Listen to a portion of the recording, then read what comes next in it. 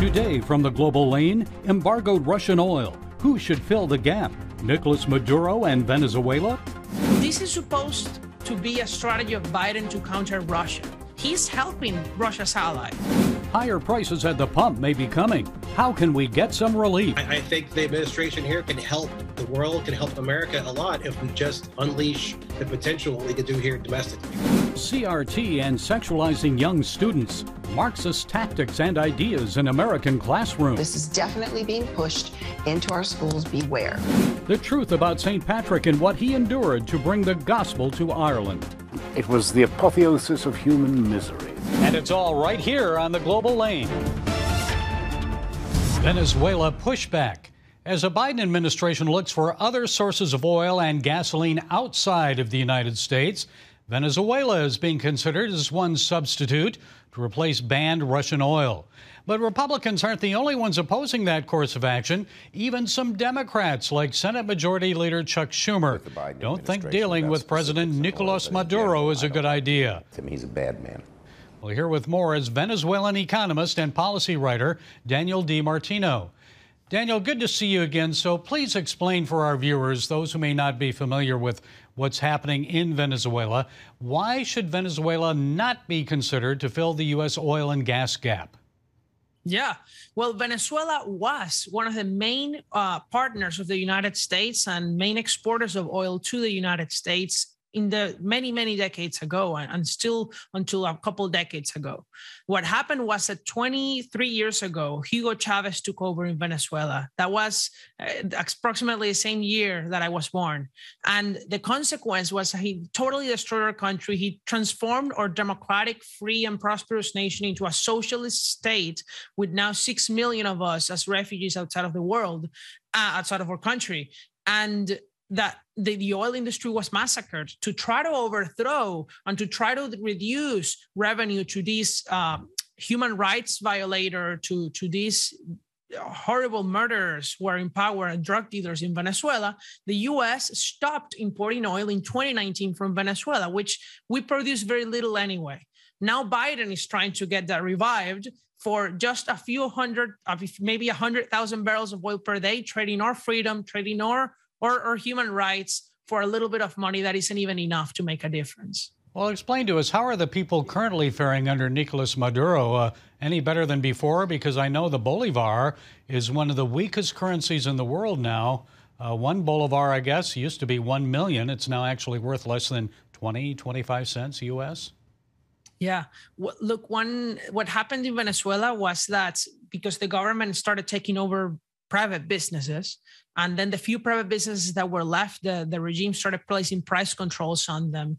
The economy was just left starving, and people started starving because there were shortages of goods, because there was hyperinflation. Venezuela still has the highest inflation in the world.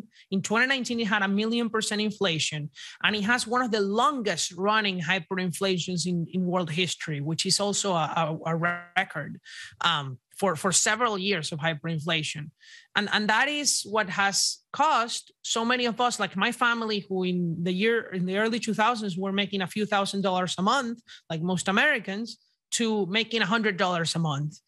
Things have changed recently for the better because the sanctions that Trump implemented forced the regime to dollarize the economy inside. And so over half of the population now makes their income in US dollars from remittances, but also from working in the country. And that has protected a big portion of the population from hyperinflation. So this would reverse that? Is that what you're saying? Or if That's we right. start buying oil from Venezuela again? If Biden does sanction reliefs to Venezuela, the regime is going to get a new, very powerful revenue source for them that it's going to allow them to, one, buy weapons, but two, also revert all the economic reforms that they did that at least have stopped the destruction of our purchasing power in Venezuela.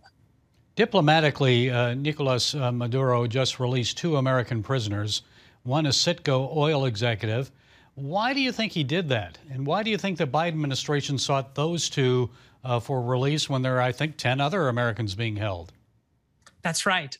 This is all part of the strategy of the Maduro regime. Biden sent 2 of his closest advisors to Venezuela in a charter flight. One of them, Juan Gonzalez, who is his national security advisor for the Western Hemisphere. And with all honesty, Gary, these are clueless people. These are people who think that it is an achievement if Maduro just sits down and negotiates, which is something that he has done for 20 years. Because the thing that Maduro and Chavez loved was to sit down and negotiate with never ending anything in sight. And that's what they do because it stops protests, it keeps people calm, and that's what they want. So it's not an achievement of Biden if Maduro negotiates. It's actually a failure. Maduro supports Putin and Russia in Ukraine, and the opposition leader Juan Guaido supports Zelensky and the Ukrainians. So what are the chances that Maduro and the opposition can reach an agreement on anything? There are no chances because, one, the opposition doesn't have anything to give Maduro in return for freedom for the Venezuelan people. This is supposed to be a strategy of Biden to counter Russia. He's helping Russia's ally. Just a day before he sent his advisors to Venezuela, the Russian ambassador to Venezuela was in a meeting with Maduro and a bunch of his paid crowd chanting that we stand with Russia against Ukraine. So who is Biden really helping here? He's helping Russia. And so then, Daniel, what should the policy of the United States be? What policy should we pursue with Venezuela? Well, the policy that should be pursued is, one, you do not negotiate with terrorists because there's nothing that you can give them in Venezuela that is not keeping Venezuelans under tyranny, right? So that's exactly what they're not willing to give away. So we should not negotiate with the Maduro regime. We should keep sanctions in place. And if anything, we should be funding groups. We should be funding humanitarian aid, but we should also be funding groups that seek the freedom of Venezuelans from inside. Look, Venezuela is not going to be free because we do just regular peaceful activities. That's the reality. Okay, standing up for freedom. Daniel DiMartino, economist and policy writer. Thank you, Daniel, for providing those insights. Thank you for having me, Gary.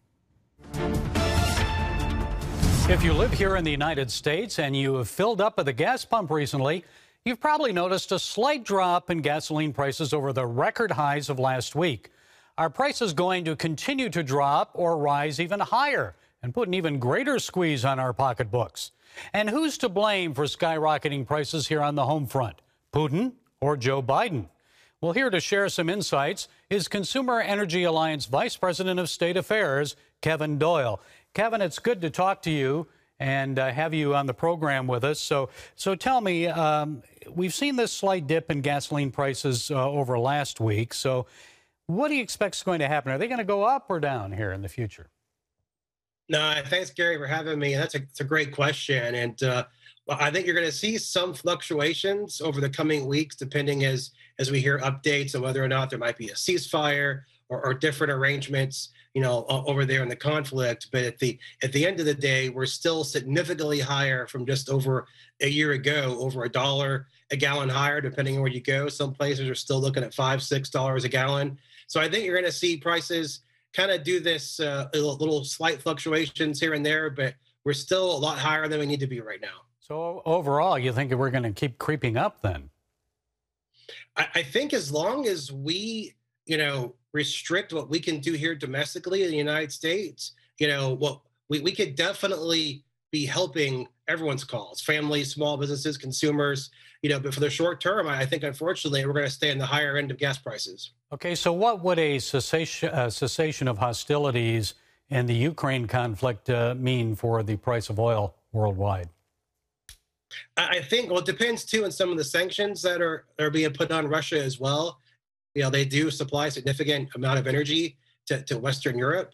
And that's, again, it demonstrates that, why is Western Europe and our allies having to go to places that don't like us as much to get their energy when we can definitely develop our own energy here? We have resources, we can do it cleanly, we have the best environmental standards in the world, and we have the resources and that create the jobs here instead of spending money elsewhere. So I definitely think prices are going to be, that there might be a fluctuation here and there still, even with a ceasefire or some sort of arrangement over in Ukraine.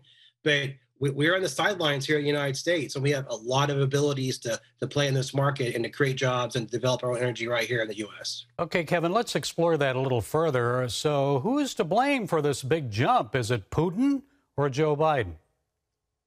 Prior to the invasion happening a few weeks ago, prices still in the United States were going up over $1, $1.50 a gallon, depending on where you are in the country. So this administration has failed to unleash the great resources of our energy industry here in the U.S. By restricting leases, by restricting pipelines, by not investing in infrastructure, by importing Russian oil and gas. I think the administration here can help the world, can help America a lot if we just unleash the potential we could do here domestically. Kevin, I've got to ask you about reports that are now circulating on social media. The Gazprom, the Russian oil company, has actually given money to environmental NGOs to use them, I guess, to stop their competition from doing things like nuclear energy, maybe shale oil and natural gas, things like that, which definitely, they put pressure on the politicians, and then things are shut down here in the U.S. So what do you think of that? No, it's unfortunate. It's another example of why do we continue to go to places that don't like us, that don't see things the way we see things, trying to restrict the way we do things. It's seeing how the Russians are treating the Ukrainians right now, seeing some of the pressure campaigns they're doing. It's just a reminder that we can do this here. Why do we need to listen to Russia and Vladimir Putin and places that don't like us as much when we can do that here without the same sort of pressures and some of the campaigns against us? And it's just another example of why it's so important that we can be self-sufficient here in the United States. It's hard to believe, isn't it, that the actual groups that are fighting against fossil fuels are taking money from one of the biggest fossil fuel producers in the world. Isn't that amazing? Did that surprise you? No, I mean, if some of those reports are true that it's happening, seeing some of, the Russian propaganda machine in this war, it's definitely, again, it just reinforces the fact that we can't trust places like Russia to get our energy. The world can't trust places like Russia to get their energy. Western Europe, Eastern Europe, all of our allies, we can create our own domestic energy here in the United States to help all of our allies and get them off Russian fuel, because it just helps everybody, helps our economy, helps our people, helps America. And Kevin, quickly, what do you expect is going to happen this summer as people start traveling for vacation and so forth? Prices going to go up?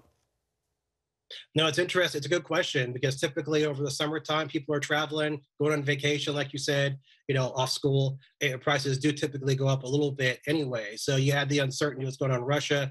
You add the fact that we aren't producing energy here in the United States like we can. I think, unfortunately, unless things change in the administration and also change what's going on with Russia, I think American families are going to see probably a continued increase in prices over the coming months. Okay, Kevin Doyle, Vice President of the Consumer Energy Alliance.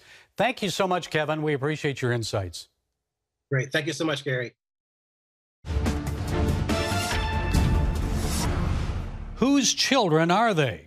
Whether it's critical race theory or gender identity taught to kindergartners, American parents are demanding a greater say in public school instruction. A new documentary exposes what is happening in classrooms around the country and how parents can fight back. Well, joining us with more is Rebecca Friedrichs, one of the producers of the new documentary film, Whose Children Are They? She's founder of the For Kids and Country movement and author of the book Standing Up to Goliath.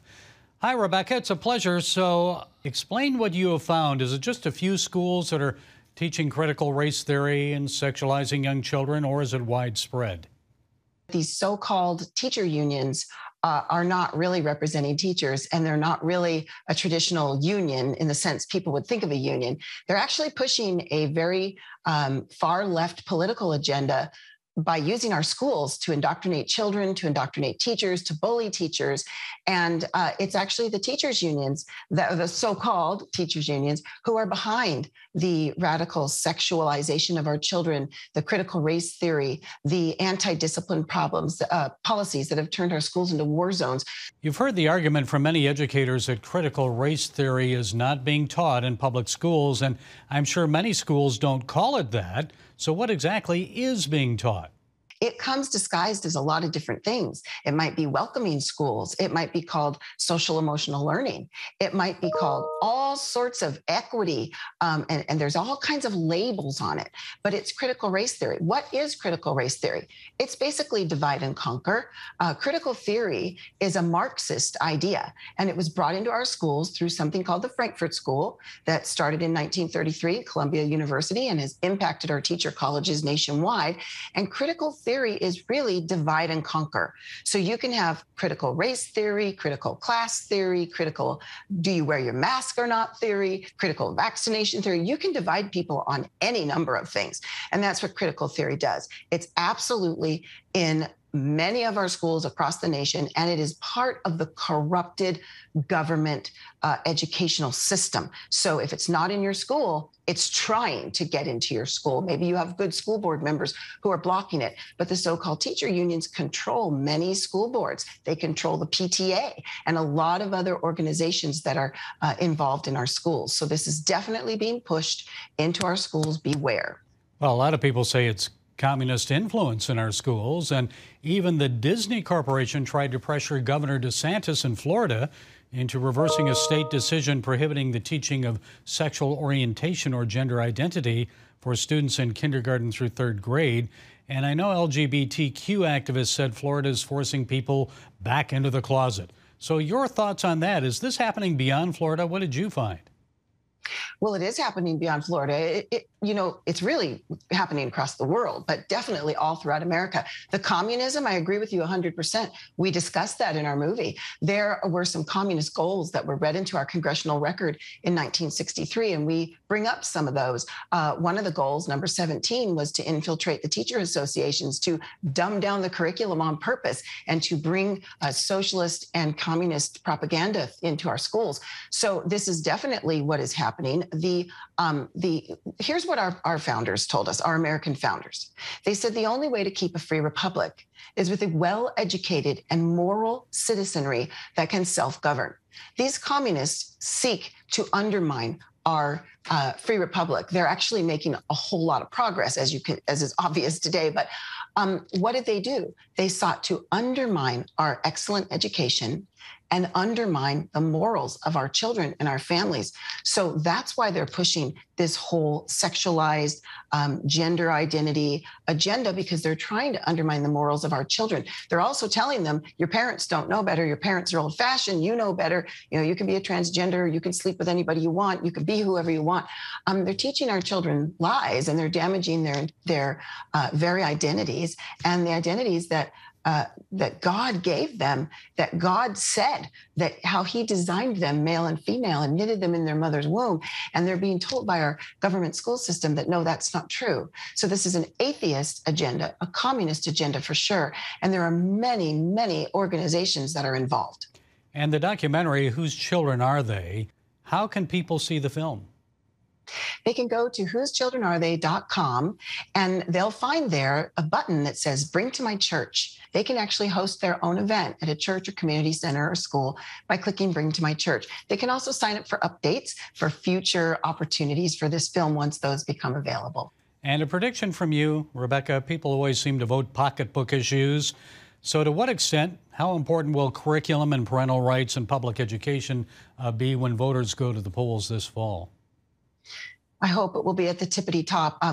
Because of the COVID situation that exposed what's happening in a lot of our schools. And like I said, it's not good teachers, it's activists who are promoting these things in a very corrupt system. Parents are discovering that they really don't have a voice, and that they're being bullied, and their kids are being, indoctrinated, and their families are being undermined. So I would hope that people are connecting the dots now, that they would learn what our founders knew from day one, that education is the most important thing we can do. We need to keep government out of it. We should be educating our children ourselves in our communities, and government and their unions should not be a part of it. So I'm hoping that this will be at the top of people's minds, and that they will start to see the importance of not allowing the government to educate their children, but the importance of them educating their children themselves, and with others who share their values. Okay, Rebecca Friedrichs, producer of the documentary film Whose Children Are They? Thank you for taking time to share with us. We appreciate it. Thank you. It's been a pleasure. This year's St. Patrick's Day celebrations arrived under the shadow of war in Eastern Europe. Despite ongoing conflict in Ukraine, 5,000 miles away, people marched in parades in big cities like Detroit, New York, and Boston. Chicagoans carried on with their tradition of dyeing the Chicago River green, while other Americans adorned themselves in shamrocks, dressed in green attire, or celebrated by eating green bagels and drinking green beer. Yes, it sure feels good to celebrate a festive occasion after a 2-year pandemic. But do you ever get the feeling that just like at Christmas, in the midst of all the revelry, people forget the true meaning of the holiday? Many folks misunderstand that St. Patrick wasn't Irish at all. He was British. Patrick was forced into slavery, eventually escaped captivity, and risked his life when he felt God calling him to return to Ireland to bring the gospel back to the pagan people who had enslaved him. Actor John Rhys Davies, who played the elder Patrick in the CBN film I Am Patrick, explains what the patron saint of Ireland endured. It was coming to hell. Human sacrifice, idolatry of the worst sort, endless enslavement. It was the apotheosis of human misery. And it took a very brave and remarkable man to come back into the certain jaws of death to try and change it. Patrick certainly knew the meaning of suffering and service. He was a godly man of courage and sacrifice who viewed salvation and the eternal lives of others more important than his own earthly life. Patrick's example is worth emulating. So this St. Patrick's Day, as war rages in Ukraine, let's pray for Ukrainians and Russians. But let's also thank God for the patron saint of Ireland and his example. Let's pray for our Christian brothers and sisters in Ukraine who are enduring hardship and risking their lives to bring help and relief to suffering Ukrainians. May God bless and protect them, and may he raise up more Patricks to share the love of Christ and the truth that God is with the Ukrainians in the midst of their suffering, and that Jesus offers all of us a better life in eternity with him. Well, that's it today from the Global Lane. Be sure to follow us on the CBN News and NRB channels, social media, and our broadcast affiliates. And until next time, be blessed.